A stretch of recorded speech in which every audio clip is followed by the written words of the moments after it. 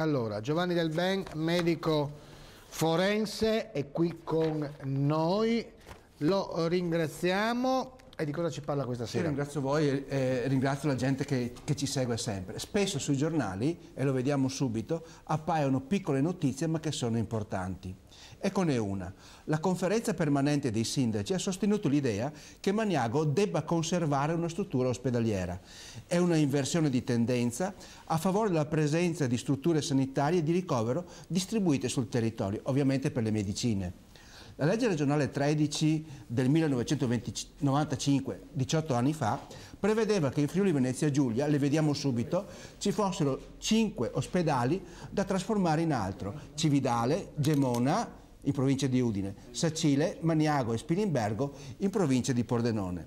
Nel dicembre scorso la nuova legge regionale ha detto che Gemona e Cividale siano inseriti nella azienda sanitaria friulana. Di Maniago, di Spilimbergo e di Sacile non si è parlato, e quando non si parla spesso si corre il rischio che accada quel che accada, ma si perdono alcune cose importanti. Se si salvano Gemona e Cividale in provincia di Udine, ritengo ragionevole che si salvino Maniago, Spilimbergo e Sacile in provincia di Pordenone. Ad ogni modo, piena condivisione a questa scelta della conferenza permanente dei sindaci. Con questi orientamenti di salvaguardare presidi medici sul territorio, è giusto anche riflettere per dire che gli attuali 400 posti letto dell'ospedale di Pordenone possono bastare anche per il futuro e quindi non serve nulla di più grande. So che qualcuno pensa: e San Vito?